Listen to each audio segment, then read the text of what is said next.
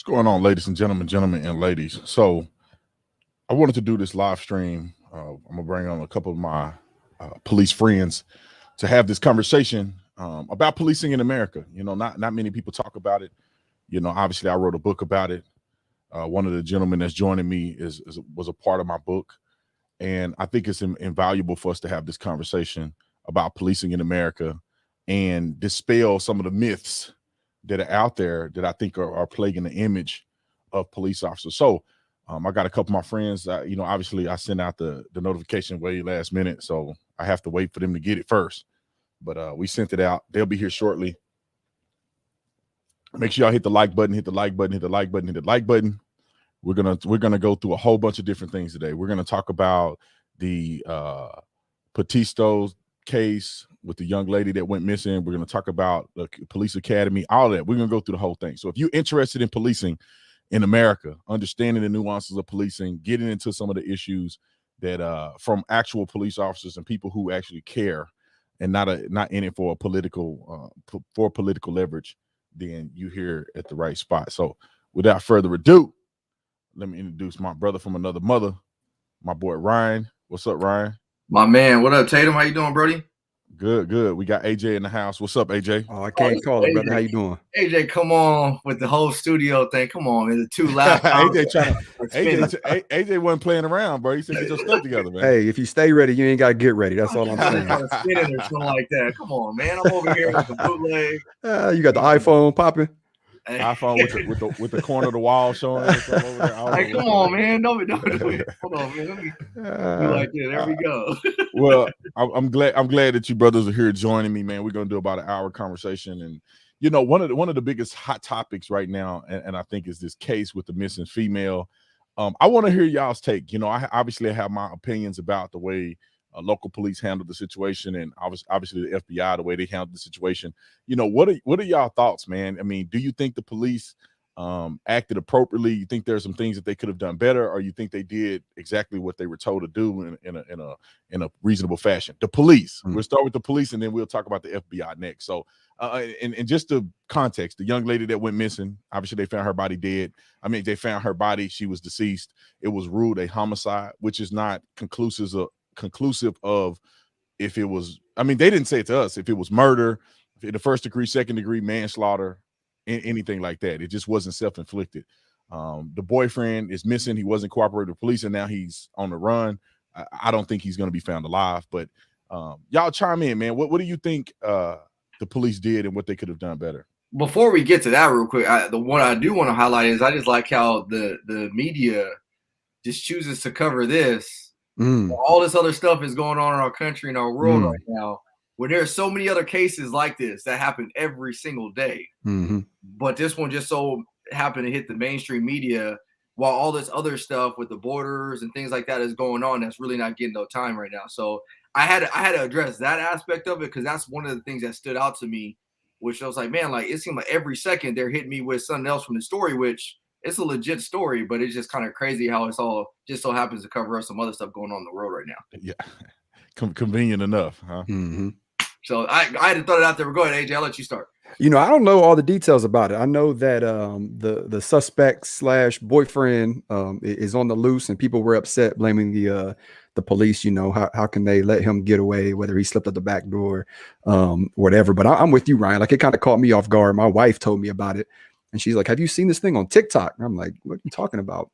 And she's like, everybody on TikTok is like trying to solve this case with this girl that's missing and, you know, whatnot. So, yeah, I don't know all the details about it. I know that Buddy's missing.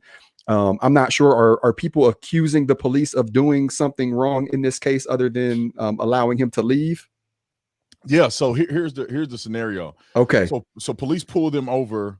I think they were driving through some part of Utah. Somebody called in. They had a caller that said that there was a van on the side of the road, male and female, in a domestic violence dispute. The male was choking and hitting her, right? Okay. So police responded. They ended up pulling them over. Okay. I mean, they were speeding. They pulled them over. They ended up crashing into the curb, which was kind of a red flag for the police. When they pulled them out, they had no signs of injury or nothing that indicated that the caller was telling the truth. He could have been, but she had no marks on her, Neither one of them mentioned anything about getting into a physical altercation outside of the car. However, she admitted to hitting him in the face with a cell phone, which he had injuries.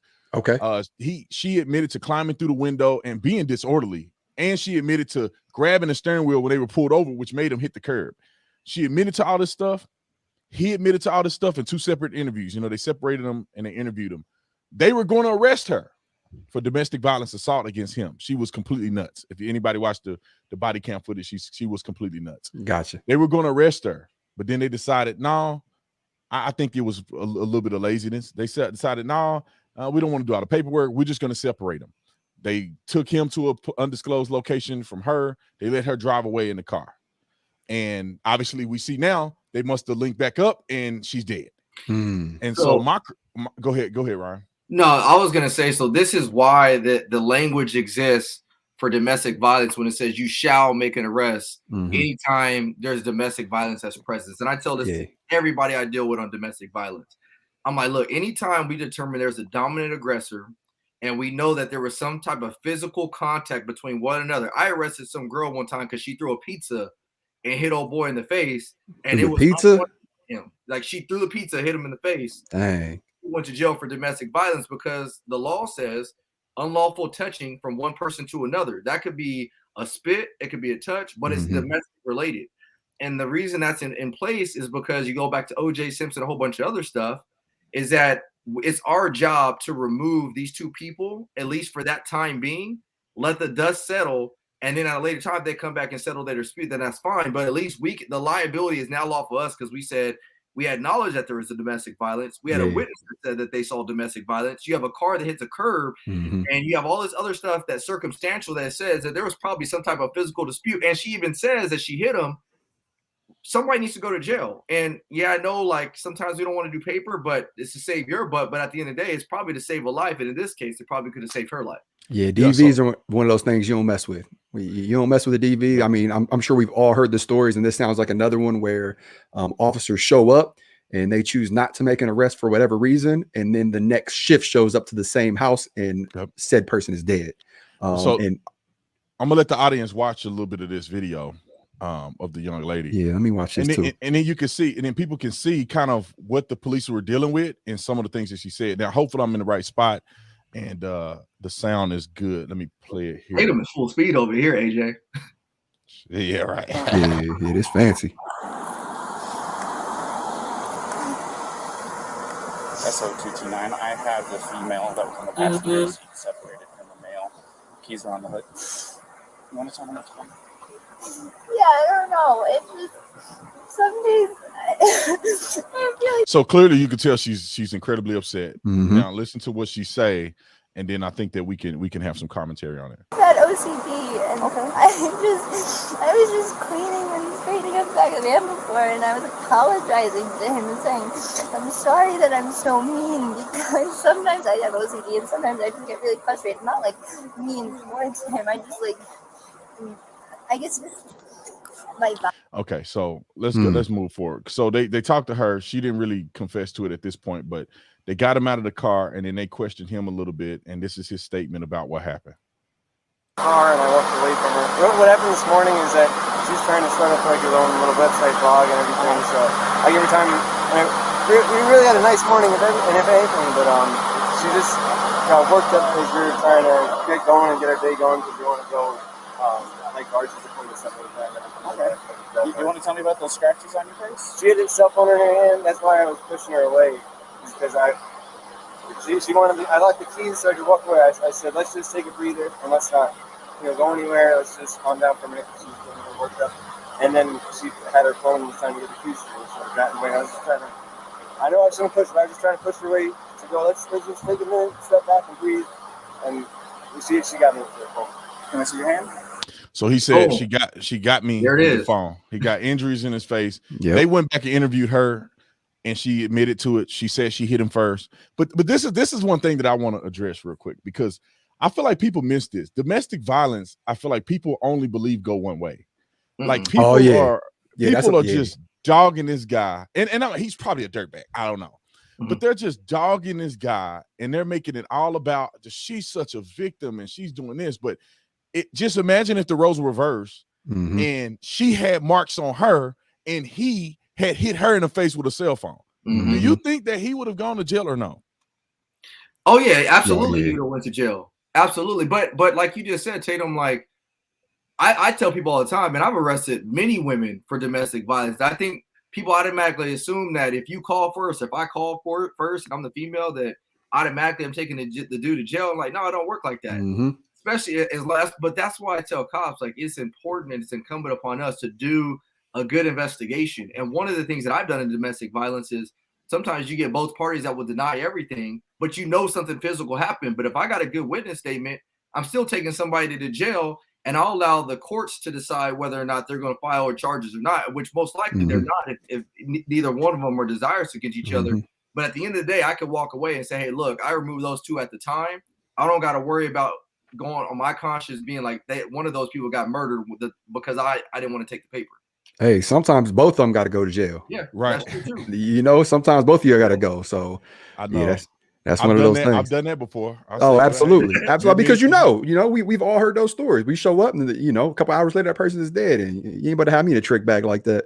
Right. And I wish people would be a little more balanced with this because, of course, all signs are pointing to the fact that he probably killed her. But at the end of the day, nobody knows what happened. He hasn't said anything to the police. He's on a run, quote unquote, which I think it is. But he at some point, if he's not a suspect in a crime, he don't have to sit around and wait for the police to finally get to a conversation with him. He don't have to talk to them.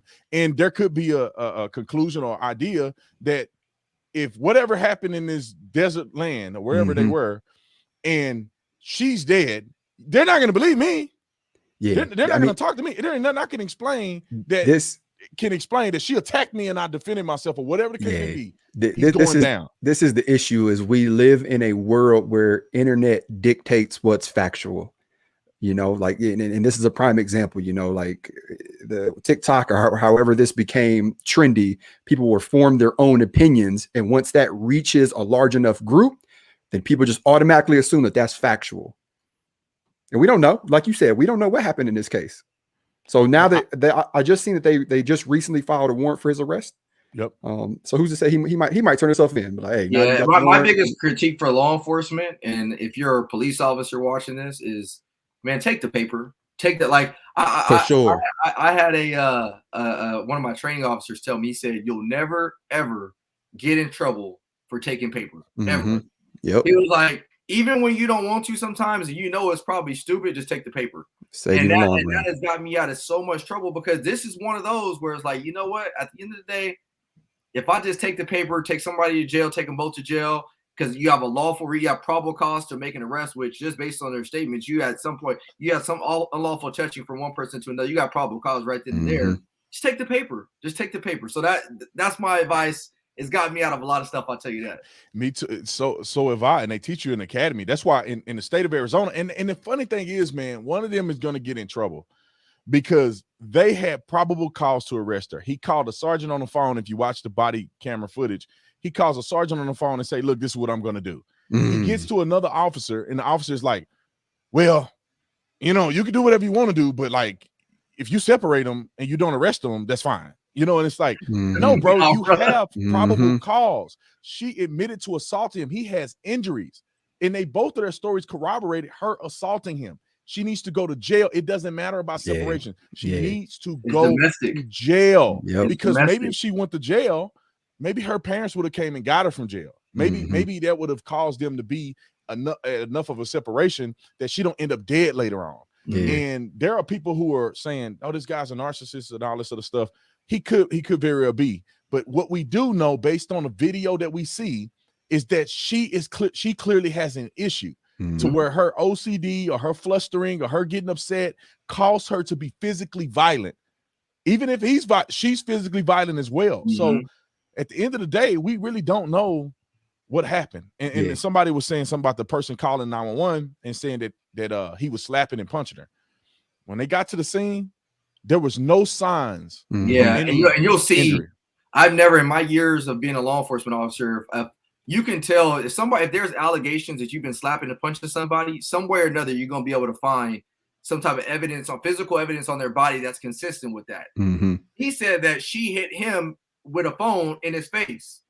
There's marks there. So at the very least, could he have done it to himself? It's possible. But at the same time, that you have some type of evidence that shows, okay, there was a physical altercation that occurred. And so now it's just for you, the officers, just to determine who the dominant aggressor is. And like AJ said, and if you can't determine it, take them both to jail. There's nothing to say you can't. If he says that she hit me and she says that he hit her, whatever, vice versa, take them both to jail. And at the end of the day, let the DAs, let the judge determine who was in the right or who was in the wrong. But take that liability off of you and your agency, because now there's going to be a lawsuit coming down. I guarantee it after this. Oh yeah. Oh, for sure. For sure. You know, I wonder who's going to file the lawsuit, because the family of the deceased girl, they don't want to sue. Well, maybe they could sue the police department for not arresting their daughter like they should have. So I don't know if they're going to do it, or they are going to. The thing is that we don't know what happened at her death. Like, nobody knows. It seems that he killed her. You know, and, you know, if you had to roll the dice and you say, "Well, I guess he did this," it's because the dude came back without her. Yeah, acting normal. The family did not contact the other family, because you got to think, him and his girlfriend is living with his family. You know, the fiance's family. Yeah, they didn't say nothing to the other girl's family at all. Yeah, and then they lawyer up right away, and he goes and flees into the wilderness somewhere, and they can't find him right now. And he's off the grid, so he may not know that they're looking for him. You know, that can be an excuse of his, because he's not watching. He don't have access to the news. Right. But I do think it's very bizarre, man. And I think that both of these individuals clearly are toxic. They are toxic towards one another. It's not one way or the other. It's not just a toxic relationship. You can tell that it's a toxic relationship, and that's why it goes back to the rules of domestic violence. I tell this to everybody, man. Domestic violence. Anytime you have a relationship, there's a lot of emotion and passion, which can make situations very toxic. Yeah. Right, wrong, or indifferent. He could have been a good guy. She could have been a good girl. But sometimes the dynamic between people, this is why you got to separate them. You can't just let them, the days of, hey, just let them go their own ways are gone because of these reasons right here. Who's to say that later on they can't meet back up and somebody's going to end up dead? So, right. Crazy. And to check that box. But we'll move on to the FBI. Now, at the FBI, I don't know what they were thinking, because this is a scenario where she's gone missing. He was the last person to be with her, known person to be with her, all of these things. And they didn't even have him as a suspect. Like, they should at least be able to detain him and question him. I don't understand. Law enforcement 101 right there. Huh? That's law enforcement 101 right there. You at least a person of interest at the very least. At the very least. She's missing. You're the last person to see her. You well, I guess if you haven't determined if she's dead yet, you know, she's just missing. You're the last person to see her. She's an adult. She can go missing if she wants to and don't have to ever talk to her parents again. She's grown. That's it. But it makes me feel like, you know, by the time they didn't do any surveillance, you're like, dude, I knew this right away. I said, she's probably dead. Now, he comes back. 11 days later, they were on a road trip together. He lawyered up. Why can't the FBI do surveillance on him? So therefore, they know his whereabouts in case she comes up dead, and they need to now talk to him because he's a suspect. And you know that, and you already know that's something that suspects typically tend to do, especially if they are a suspect in such a crime, that they're gonna try to leave. And so you should at least have eyes on. I mean, that's one-on-one stuff right there, which tells me, because me and AJ know that, and you know it too, Tatum, as being one-on-one stuff. It almost tells you, okay, was there more to this? Like, I like what? Why would there not be surveillance? You know what I mean? So your prime suspicious person. You know, when you do an investigation in the drug dealers, you know, you may not have all the evidence to suggest that person is, you know, committed a crime, but you may follow him. You may keep an eye out and be like, okay, for sure. Okay, he came out the dope house. We don't have no evidence that he bought dope or not, but we know that this is a known drug house. So we'll pull him over on a traffic stop to see what we got.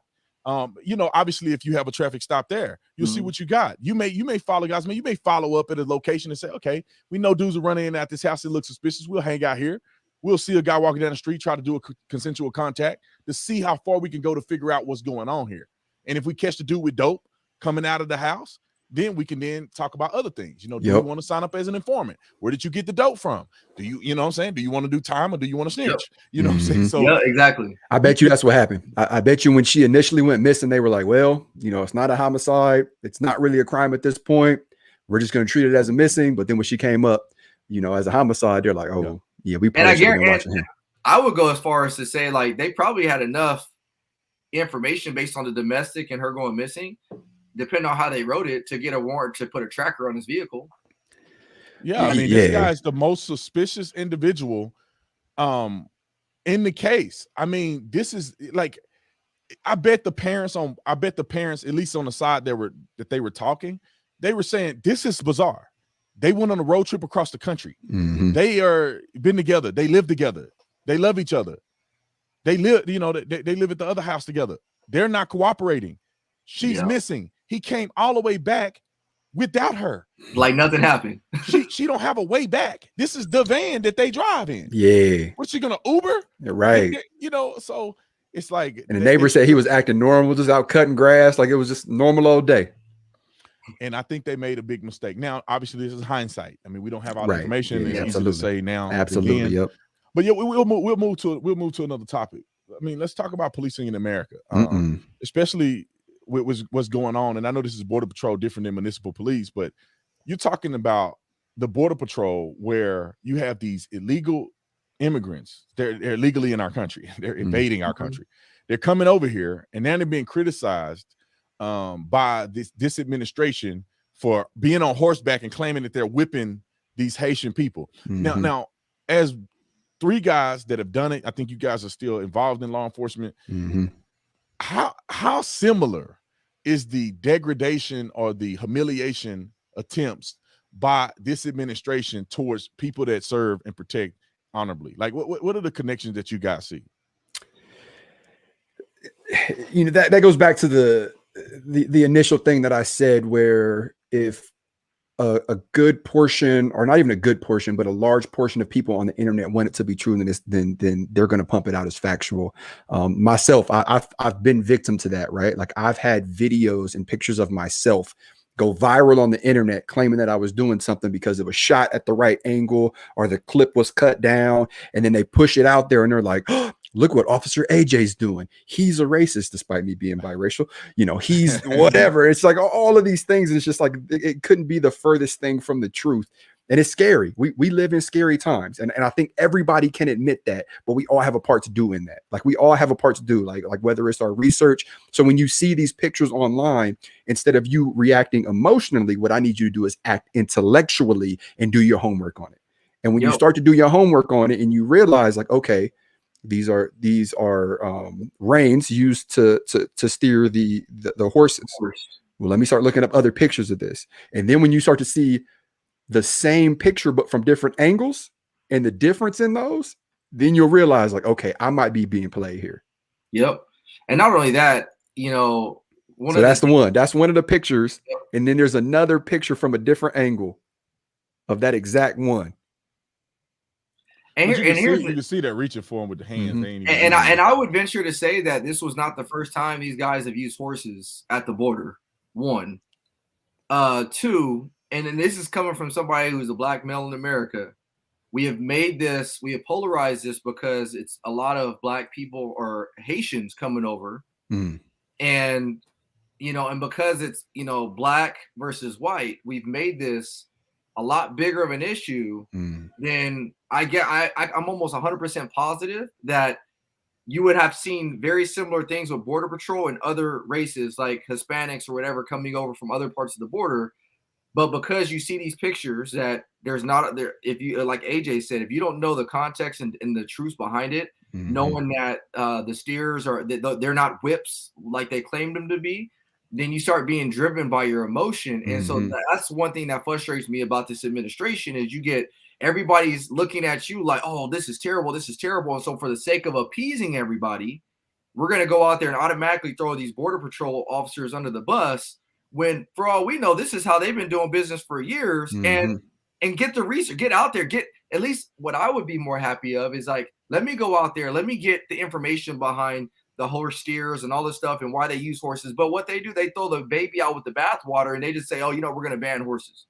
Well, why are we banning horses? Because it looks visually unappealing to the eye. And so I'll be the first to tell you, and this, I'm going to end on this, is like everybody kills me with this whole the racism and this and that when a lot of people don't even know the history behind racism. I've been reading a lot of books. Talk to them. some about Frederick Douglass. Mhm. I've been reading books about Martin Luther King, things about actually what occurred on these plantations. And everybody that's crying wolf about racism doesn't even really know what racism truly looks like. Mm. And that's what frustrates me is like, no, make sure you're speaking from a good place or a factual place when we're talking about what true racism is before you start saying that everything is racist. Because when you label everything as racism, how are you supposed to know what really is racism when it does occur? Because racism is real, but if you label everything as racism, how are you supposed to really know what racism truly is? That's it. It takes away the validity of when something actually racist happens. Yep. Right. And the funny thing is that we all know through police protocol there's certain things that are issued to you, right? And it's all documented, right? So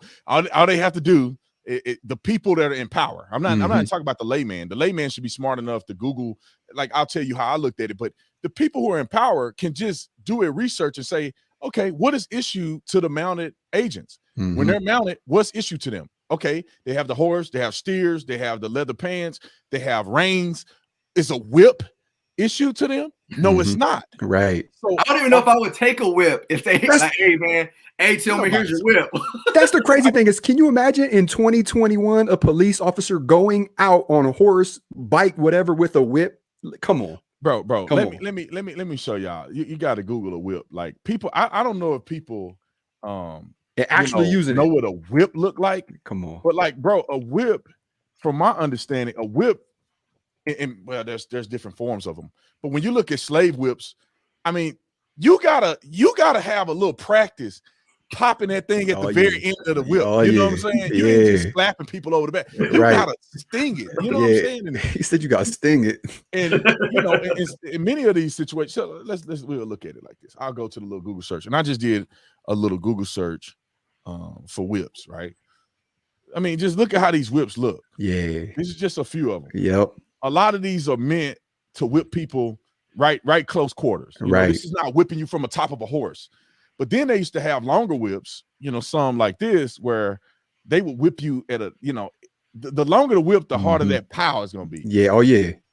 So I mean, you look at the way whips are set up, and so clearly they weren't using actual whips. So the question would be now, are they attacking people with the reins like whips? Right. And all you got to do is look at the footage and say, reins, first and foremost, aren't long enough to adequately whip somebody with it. And also, they're used to control the horse. And you can't be whooping somebody and trying to control the horse with it at the same time. Can't do it. It's impossible. You get the whipping here and you pull the horse head here. Now you're going to be going this way. Yeah. You know, and so it should take a reasonable person 5 minutes. That's how long it took me to study it. I said, I know people ain't, you know, you really think somebody's going to take a whip and whip black people in 2021. In 2021. And that's the other part. Like AJ said, in 2021, with the whole woke nation going on right now, you really think, even let's just say you are somebody that's racist. Do you really think you can go out in 2021 and start whipping black people as a white dude? Oh, no, I don't know. Listen, I know a lot of police officers from all over the world, shapes, sizes, colors, races, religion, all of that, right? I don't know one that would go out here with a whip and start whipping black people. Even if you racist. That's what I'm saying. You're not gonna go with a whip. That's what I'm saying. Yeah, I'm living my dream. Towel, Negroes, towel. Nobody's doing that. No, but that's what I'm saying. That's what I'm saying. You know, in uniform, come on. But you know, sadly, again, it goes back to this whole, we love to demonize law enforcement. We do. And I've been going through some medical emergencies in my own family life recently. And this is so if you're watching this and you're a doctor or work in the medical field, this is not a personal attack on you. But my point is that going through this whole situation and seeing how the whole process is in the medical industry, there's a lot of shady stuff going on there too, a lot. But there's no camera behind those walls. There's no cameras in the operations rooms. There's no cameras in the rooms of how the patients are being treated. And I know this firsthand, having known people in the medical industry telling me what goes on. And if people actually knew the amount of people that have died from malpractice or died from faulty care or whatever, like, people will be up in arms. But there's no focus there. So it's easy to focus on law enforcement, which the odds of you dying at the hands of a police officer are so slim to none that there are so many other things that will kill you, but yet it's so trendy to, oh man, we got a border patrol agent on a horse, which looks like he's whipping black people. This is great for the narrative, right? So people just need to open their eyes. And I'm telling you, this is somebody I pride myself on trying to see both sides of it. You know what I mean? I pride myself on that. So this is not coming from somebody that's just like, oh no, like I only see one way and one way at all. No, I'm telling you the facts. Like, man, do your own research. Stop being lazy. Stop looking for that microwave answer. And these media outlets are microwaves. Like it's, CNN, Fox, whatever. I don't care what media. It's a microwave. You go in there looking for your quick fix because it gives you a story in 2 minutes of what you think you want to hear, and you go out thinking it's facts without actually doing your own research. So I said you're being played, and you don't know the cost at which you are being played. Like you don't know what it will cost long term for you thinking the way that you do, because you are accepting to be a sheep and be played and be controlled and manipulated by social media and all of this like fake news and just stuff being pumped out there. Like you don't like picture a world without law enforcement like that. We're getting closer and closer. Like you have good police officers who are leaving this profession at unheard of numbers. So what's going to happen then? You have newer officers who come in. Who's training these newer officers? Not the officers who were passionate about the job and who were good at their job, right? Hopefully there are still some left over, which I know there are a lot of, but you're going to have a lot of these newer officers who have years on the department who don't know what real police work is like. And who suffers from that? The community. Crime is going to be at an all-time high. Robbery, shootings, because these newer officers aren't going to know how to go out here and be the police. All because what? Because you chose to believe the hype instead of doing your homework. And the hiring of qualified police officers, because this is what happens every time. This happened in the city of Tucson where I worked and everything. When you start not having enough officers to apply, not a quality candidates, you have to then dumb down the entry-level requirements. So now the testing scores don't have to be as high. Now the physical scores don't have it. Now they'll let backgrounds go that they would never let go. Because now you can do a line of coke and still get hired. right. You could have done coke in the last 3 years, and you say it was 3 years ago. I mean, and some crazy stuff, man.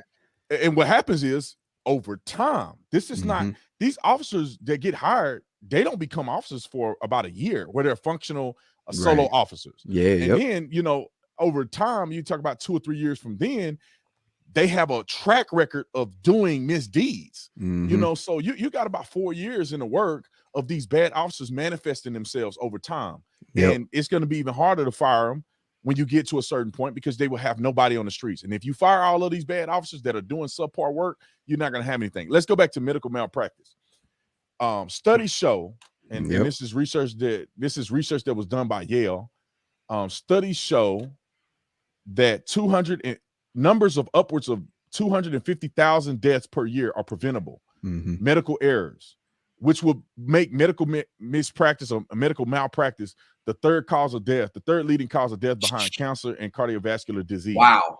So, and I'm just briefing that. A year. 250,000 per year. And how many people are killed by the police? Just like 200 something, 400 a year. And I think it's like 400 a year. You're talking about 250,000 and versus 400 some a year. Let me look up the number. And then if you even went further and looked up how many of those are minorities, and the reason I say minorities is because as minorities, we're the ones up in arms about police brutality. How many minorities are killed by medical malpractice? The third leading cause of death. But again, that we don't see that, we don't hear that, and so because we don't see or hear it, either we just choose not to believe it, or we don't want to accept the truth. And that's why that's why I speak out so much about this police narrative. I'm like, man, stop being so led astray, man. That makes me so angry. Yeah, bro. Like, let me look at these numbers. Let's see. I'm trying to get the years. That's wild. 250,000. I knew it was the third leading cause of death, but when you hear from the numbers, I think so if you're watching this, think about your family members that have died in the hospital. Think about the family members that have been given medication that they shouldn't have been taking, and they didn't find that out till after the fact. And I can say this personally. So I'm not knocking, again, if you work in the medical field, I'm not knocking you. But what I'm saying is man, like, come on, let's open our eyes. Let's open our eyes and stop making things issues that shouldn't be issues. So right here, research database. So people don't know the Washington Post keeps a database. We'll hit a couple things on here. I think the screen is kind of little. Let me try to figure this out. Let me make the screen bigger. It won't get bigger, son of a bean dip. Let's see. It won't get bigger. Let's see. There you go. Look at him. Boom. All right, boom. All right, so everybody can see this, even my grandma right now. So it says search the database. You know, search of the database. The Washington Post have been accumulating all the deaths, aggregating all the deaths that have occurred since 2015. It says the database contains records of every fatal shooting in the United States by police officers in the line of duty since January 1 of 2015. Mm-hmm. It is updated regularly as fatal shootings are reported and as facts emerge about individual cases. From 2015 to now, that's 6 years? Mm-hmm. 6 years. 6,500 in 6 years. Mm-hmm. Medical malpractice is 250,000 per year. Per year. That's per year. You over millions of people have died in the last 6 years compared to 6,500. Yep. While we pulling up stats, let's go to black people. In the last 6 years, there's been 1,500 black people killed by police total. 6 years. Total. 6 years. Yep. Now, keep in mind, we don't know the circumstances in which they were killed. This is just killed. This is not without use of force. So let's see what they got the weapons, right? So how many black people with weapons? Out of 1,500 with guns, there's 958 of them had a gun. 210 had a knife. 58 were through vehicle. 49 through toy guns. Let's see, unarmed. Now, this is where people lose their salvation. In the last 6 years, ladies and gentlemen, 6 years, there's been 137 black people shot unarmed in 6 years. That's crazy. And medical malpractice is probably in the hundreds of thousands at least. And you know what, Tatum? That don't even include all the encounters that we have with people on a day-to-day basis. So if you looked at the actual amount of police encounters with people, that comparison is crazy. In the millions. It's in the millions. Oh, it's way more than that. It's way more than that. Your batting average, like if you look at it from the statistical side, like law enforcement, we're doing a phenomenal job with it. And so and this is all, and I would imagine out of this, how many were unjustified? Probably none of them. I mean, you know what I'm saying? I mean, I'd say probably unjustified. I'll give them 10. Yeah. Even if 10. Very low. Yeah. I'll give it 10 because, you know, we can even talk about the cases that they talk about. Michael Brown was unarmed, technically. They tried to say that Jacob Blake was unarmed. He didn't die. But who else was? It's a few other people that were unarmed that they call. What's his name? He had a gun in his pocket. I think they still called him unarmed. God dang, I can't think his name. But if you go through all these people, you'll see the circumstances. Alton Sterling, he had a gun in his pocket. I think they count him as unarmed black man shot. And he had a gun. He was trying to pull a gun out of his pocket when he got shot. So, but I mean, just look at this. Look at the stats. This is just basic math.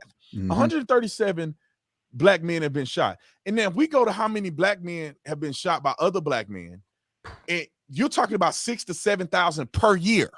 And and then let's look at this. This is 130. Let's do some math here. Because I wish I had a calculator put up on it. We can do some simple math. If you do 100, how many black people in this country? It's like 40 million black people in this country. 40 million divided by 337 people, and you're going to get a crazy number. I think it'd be 337 people divided by 40 million. I think Ryan got it. He can do it in his head. Ryan could do it in his head. I ain't the math guy. I'm gonna tell you that now. I'm gonna let you, whatever you say is math right now. I'm just gonna go with it. Somebody got a calculator. Let me do it. Let me do this because as you do that, y'all didn't make me start. Let me. But as you calculate that, if you're watching this, I want you to consider something. Think about this. I'm not saying that we can't be better as police officers. I'm not saying that we shouldn't be striving to make sure that we don't do unjustifiable stuff or unreasonable stuff. That's not what I'm saying. But if you are somebody, a minority, or anybody else watching this video right now, all I'm trying to get to you is like, get out of your traditional way of thinking. And this is coming from somebody who thought traditionally.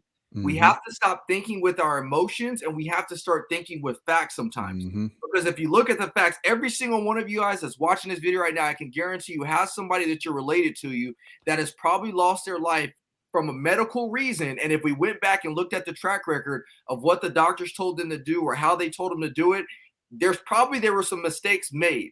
There were mistakes made with my father who has MS, and they had him wear a catheter for 3 years. They told us. We didn't know no better because we don't know anything about the medical field. But it wasn't until after we looked back and we said that catheter was one of the worst things for him because he kept having infection after infection after infection, which drove him down. So if you ask me, we've all been let down in the medical industry, but because nobody talks about it, but because they claim to know everything that we don't know, it's almost like going to get your car worked on. You have no idea about cars, and they tell you that you got a leak, or they tell you got this, and you just automatically believe them because you don't know what to believe. It's the same type of concept.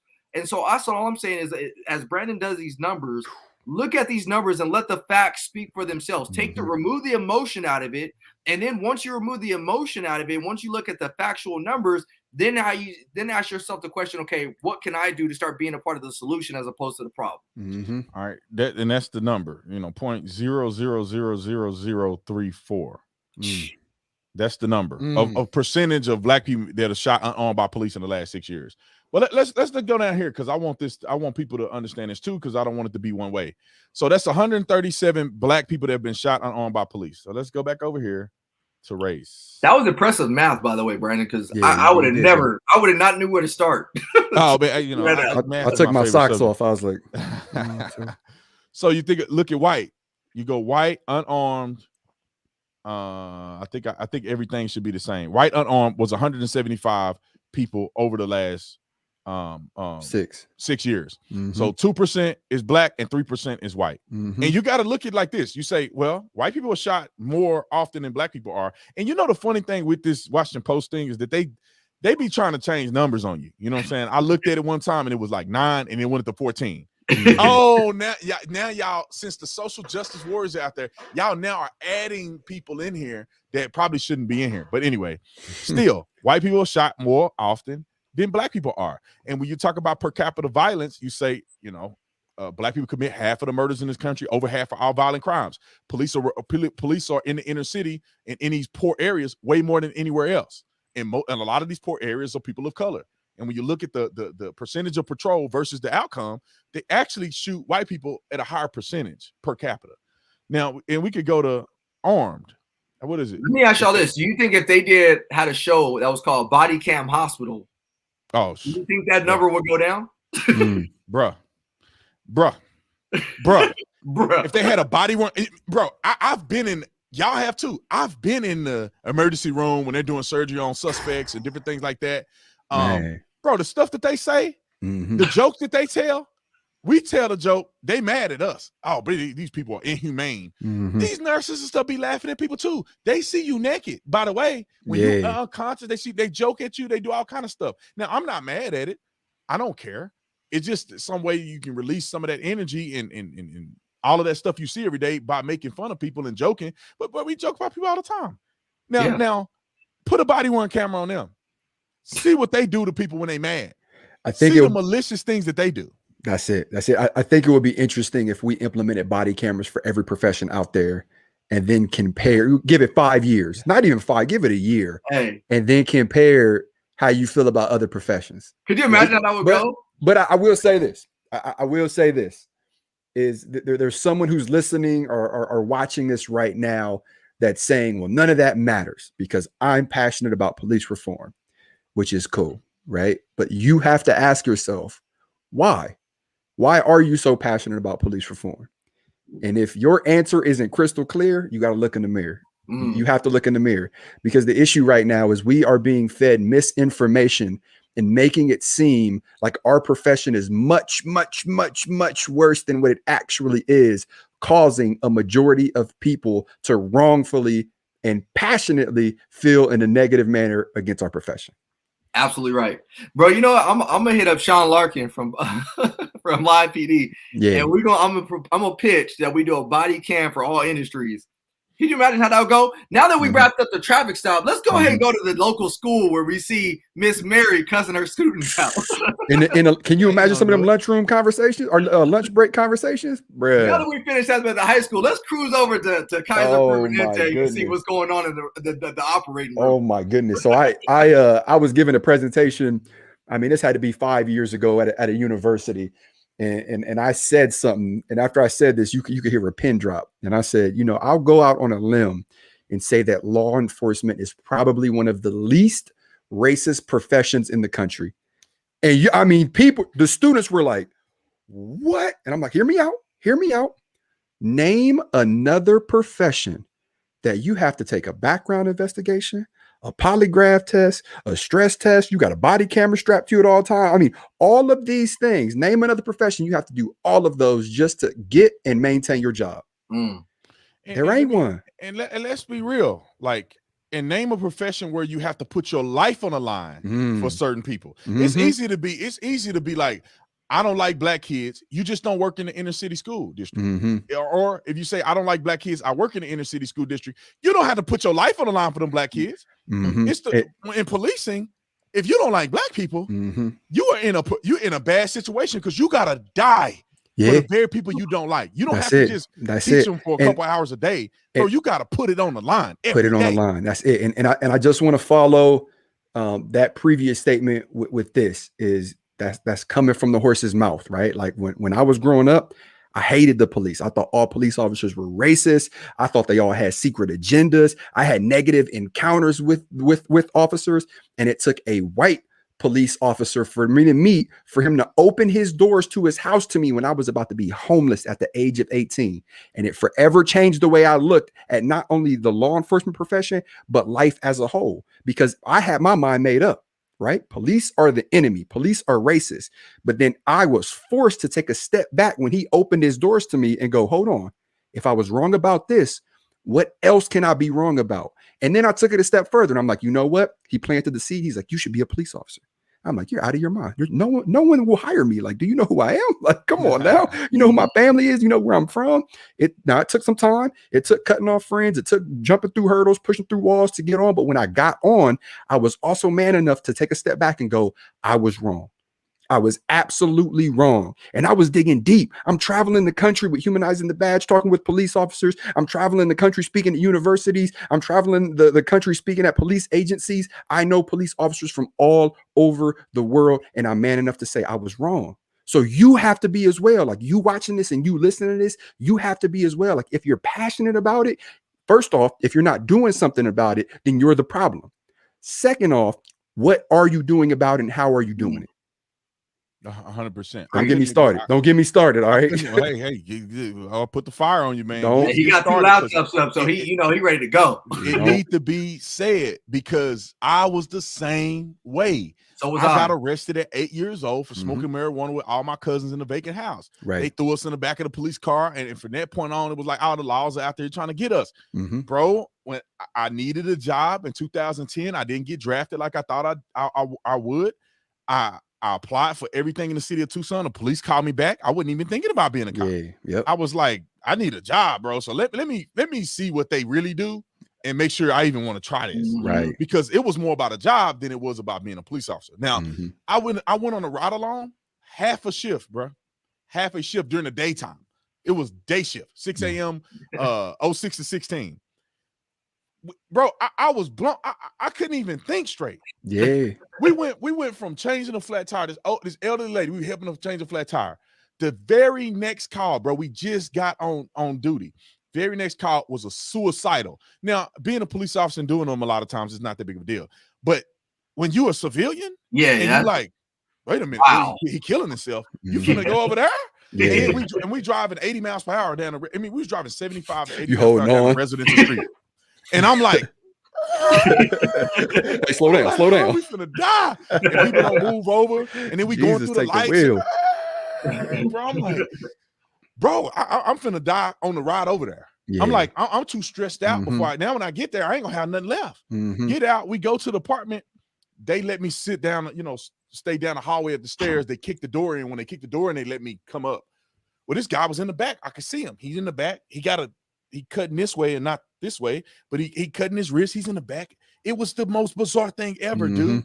We get back in the car and I'm like, I can't believe that just happened to me. He's like, we got to go to another run after this. He like, I do this every day. He didn't even get phased, bro. He looked at me like, hey, what were we talking about? I'm like, well, hold on, bro. Hold on.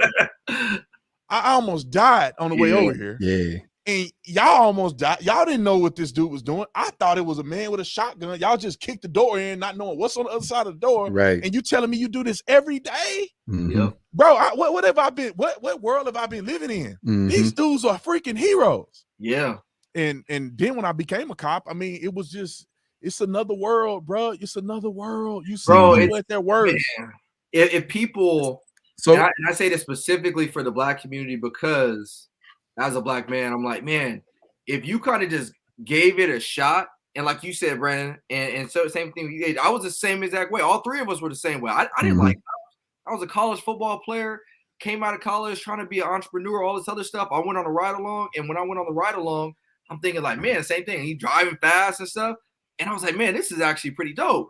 And then I got into it and I was like, man, this is kind of like what I've been doing my whole life. I've been training for something. I've been doing all these certain things. I was like, man, if our community would open up their eyes, you would actually realize like, man, this would be a fun job for me.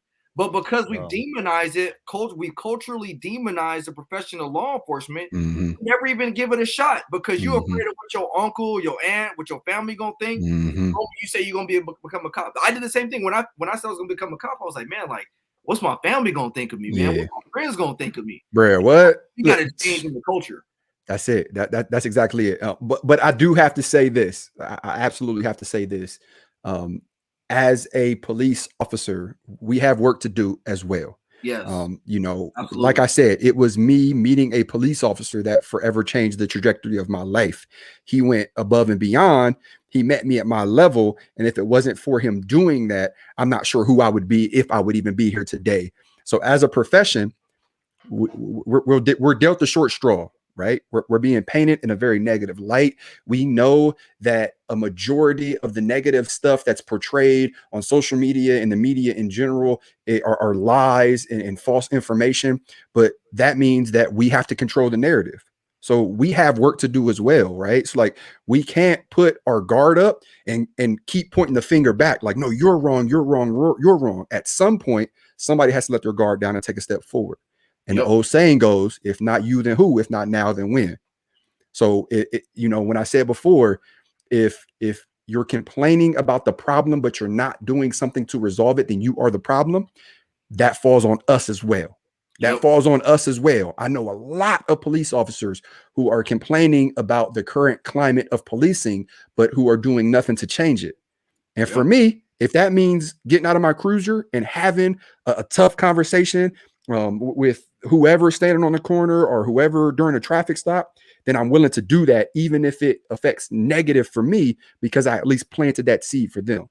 So we have something to do as well as law enforcement professionals. Yep, I agree, 1000%, man. When I was on duty, I made it a point. I didn't curse.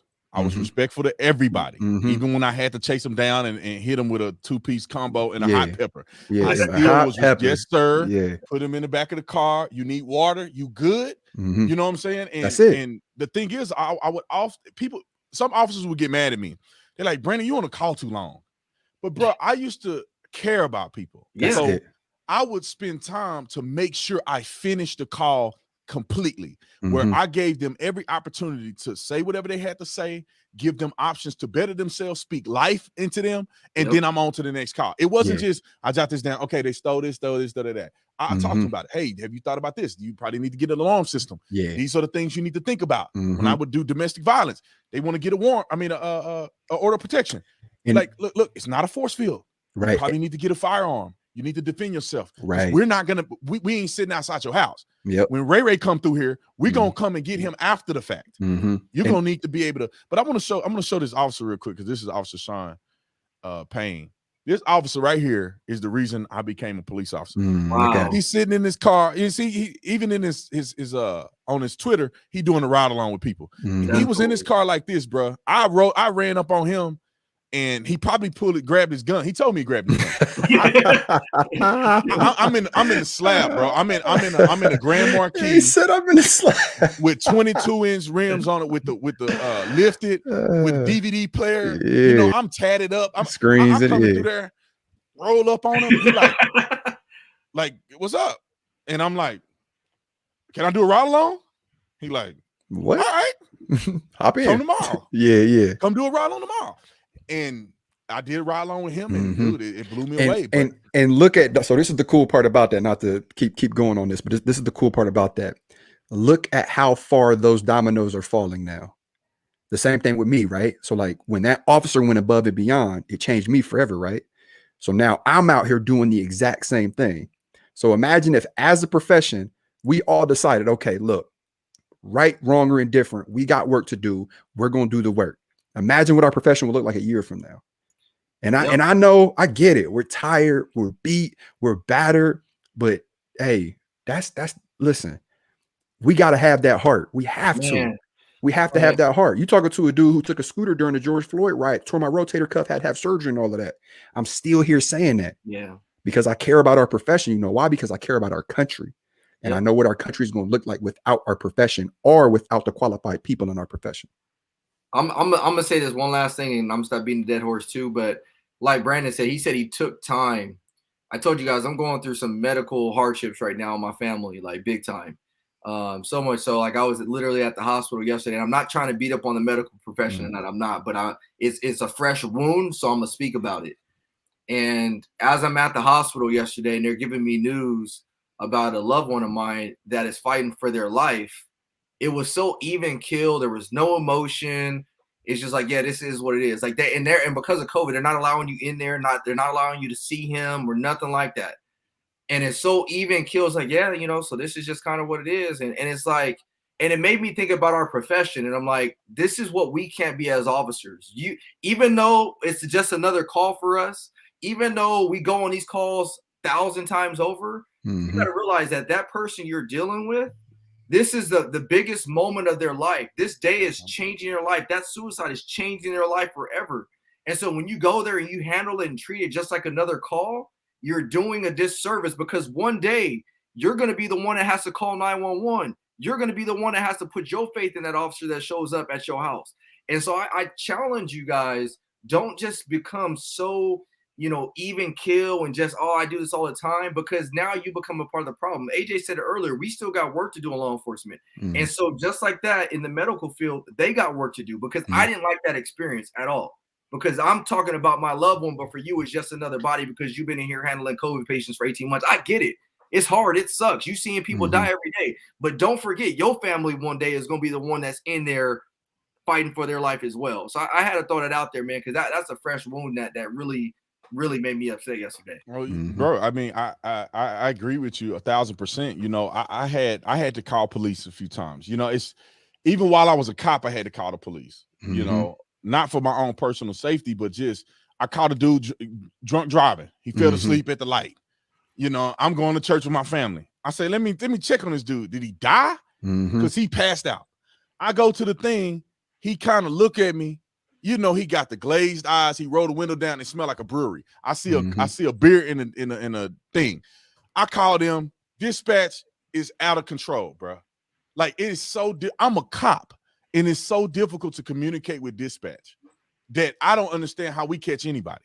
Same thing. I had a cop come to me, a girl. I was talking to a chick, and she was crazy. You know what I'm saying? Like, she knew I was a cop and everything. I told her I didn't want to be in a relationship. You know what I'm saying? Like, I don't want to be in a relationship. We either gonna be friends or I'm gonna never talk to you again. You got to pick. I don't want to be in a relationship with you. Right. She gets mad. She driving crazy.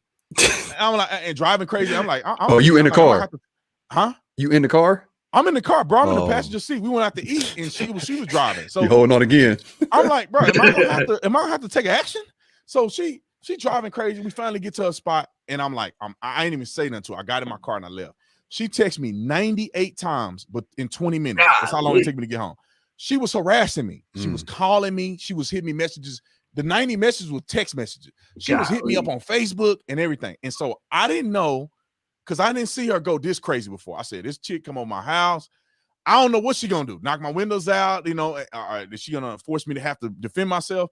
So I called the cops in a different city that I work in. The dude just blew it off, bro. He had body worn camera on. I told him the Arizona revised statute in which she violated, and it was a domestic violence relationship between her and I, because if you are in a romantic relationship at all, it's considered domestic, whether it's sexual or not. It's domestic if you're in a romantic relationship. This dude came, he calls her in the car, She threatened me that he called her. And I said, look, bruh, this is the statute. This is where she lived. This is everything you need to know about her. You do what you got to do. He never arrested her. Now, if the roles were reversed, and I didn't really want to go to jail, but hey, it is what it is. If the roles were reversed and I was harassing her like that, I'd have went to jail. However, I'm saying that to say, I know how people are having these negative experiences with police officers. Are they bad people? No, but people are having negative experiences because people, they're not like, for me, I love people, dude. I was invested in people because I grew up around crackheads, around people who were poor, broke, committing crimes. So I have a little more compassion. You're not just some fool out here committing crimes and your life ain't worth nothing to me. To me, it was more like, you like my auntie. Let me talk to you. Maybe if you heard somebody tell you the truth, maybe if you heard somebody care about you, even though I'm in uniform, maybe you'll change. I had a girl in the back, her teeth were falling out. She was like 26. She was a prostitute. Beautiful young girl, but she had fake teeth. She literally, her dentures were falling out. And dude, I spent 20 minutes because I had to wait on a tow truck or something. She was in the back. I waited about 20 minutes with her, talking to her and trying to speak life to her and get her on the right page. Everybody I arrested, for the most part, I was very, very loving and respectful and compassionate. And I felt like it went a long way. But you guys make a point. This is what should be taught in the academy. Yeah, for sure. It's not just, ask, tell, make. Okay, you got to do that. That's for your safety. But bro, why are you doing this? Are you doing it for a check? Yeah. If you're doing it for a check, you need to go. You shouldn't even be here. If you're doing it just for a check, you should be doing it because it's a calling. It's not just a check. It's not just because I got the badge, not because I got the uniform. It's like, bro, you need to be doing this because you care about people. There are 3.5 reasons why people become police officers, and I, for the life of me, cannot find any other reasons. All right. The first of which is you want to make a change, right? Like you want to go out here, you want to make a difference. The second is it's a decent paying job where in most places you don't need a college degree. The third is you got that little man complex. You want to get this badge and gun. You want to go out here and flex on people. And then the half is generational. My dad was a cop. My mom was a cop, blah, blah, blah. And you could most likely tell who these police officers are and what categories they're in within 10 minutes of having a conversation with them. Within 10 minutes of having a conversation with them. Yep. I had to bring the kids in because I'm on daddy duty. So, hey, I just brought your viewership up, though, Tatum. Beautiful kids, man. Beautiful kids. Thanks, man. I'm on daddy duty, and this one right here was like not letting. It's we already been talking for an hour, bro. It's went by fast. This has been good, man. It has been, man. And I know you guys have a podcast, right? We do. Yes, and we want you on. So just let me know. Yeah, whenever you on, because we got to have you on.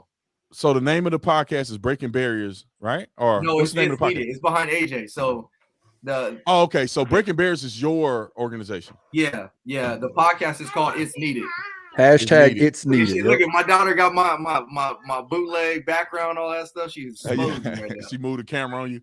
Yeah. So everybody that's watching this, you can go follow these brothers. I think Breaking Barriers is your handle, Ryan, on Instagram. Yeah, so that's my handle, that's my company. Breaking Barriers United was started to bridge the gap between law enforcement and the community.